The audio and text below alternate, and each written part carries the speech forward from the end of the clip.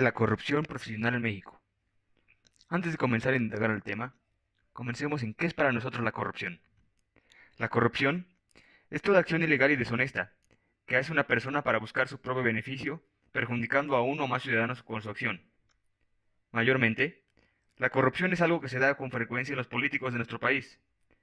Hoy en día, los políticos mexicanos cometen actos de corrupción día tras día, que afecta no solo a los ciudadanos, sino también al país entero, en secciones de economía, salud, educación, entre otros.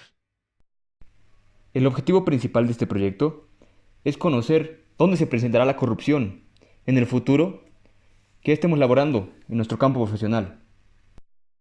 De los datos más sorprendentes que encontramos fue un reporte hecho por el INEGI en el 2017, publicado el 9 de diciembre, Día Internacional de la Corrupción, donde nos dice que 3.1 millones de mexicanos dicen haber incurrido en algún tipo de corrupción, de los cuales un 84% no denunció por considerarlo un dato inútil.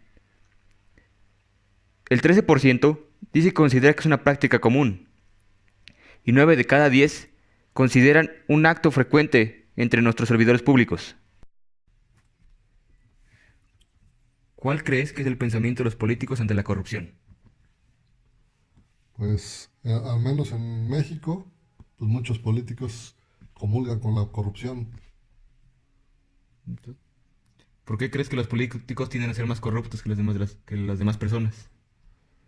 pues porque no hay sistemas que los controlen, no hay sistemas que cuiden que no caigan en eso, y se ha venido al paso de todos los años anteriores, pues se ha venido incrementando, y al no ver ellos que haya penas o sanciones importantes, pues sienten que no corren un riesgo, aparte de que entre ellos se protegen. ¿Y dónde cree que inicia la corrupción usted? ¿En qué etapa de la vida? ¿O por influencia de los padres, de los políticos, de la televisión? ¿De qué influye para iniciar la corrupción?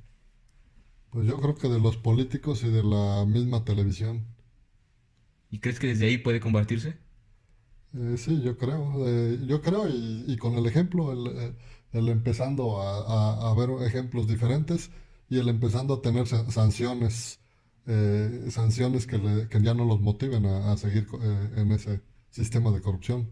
Entonces, ¿dónde crees que se tiene que erradicar? ¿Desde qué etapa se tiene que castigar la corrupción? Pues yo creo que en la medida que ellos vean que ya no es tan fácil ser corruptos, que ya se enfrentan a medidas o a sanciones de cárcel, o donde puedan perder hasta sus bienes, eso pues hará que ya no sea tan motivante para ellos caer en esa tentación. Entonces, los castigos sería la mejor opción para combatirla. Pues yo creo que el que ellos empiecen a ver que hay penas de cárcel, y donde puedan llegar a perder bienes. Ahorita hay una ley donde se supone que les pueden llegar a quitar todo lo que robaron, la ley de extinción de dominio. Que creo que eso va a ayudar para que ya la gente no piense tanto en la corrupción.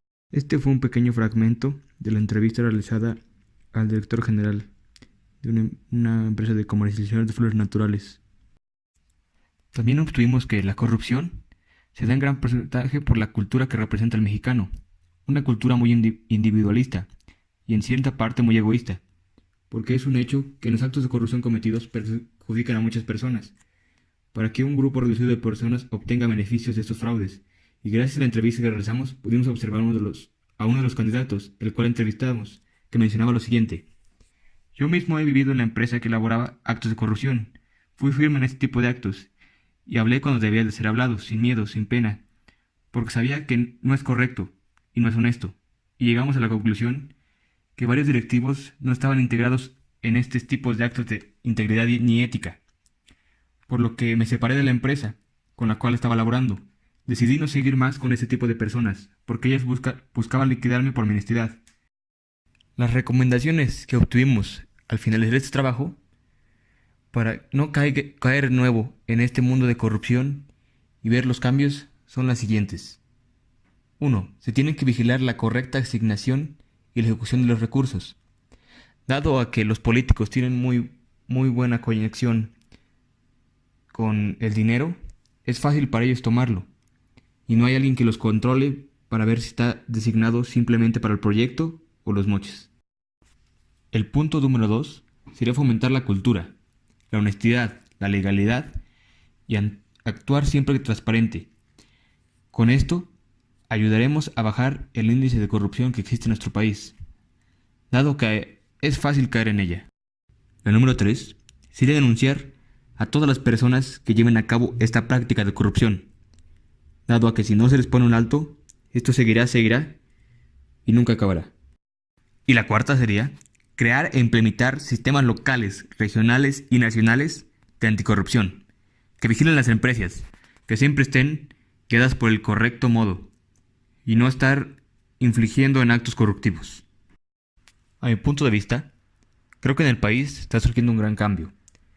Gracias a el cambio del presidente, que tiene unas ideas muy diferentes. Tiene las ideas que la corrupción es lo peor que le está pasando al país. Y se ve que esta cuarta transformación es algo que va a ayudar al país a combatir este delito. Dado a que en solo 3 meses de asumir la presidencia hemos notado varios cambios. Uno de los principales, detener el robo de combustible, que era algo que se venía practicando desde hace varios años y no dejaba nada bueno. Y en estos días se acaba de reconocer que la corrupción que estaba habiendo en las cárceles, dado a que se estaba pagando más por mantener a un preso y la inversión en las universidades públicas.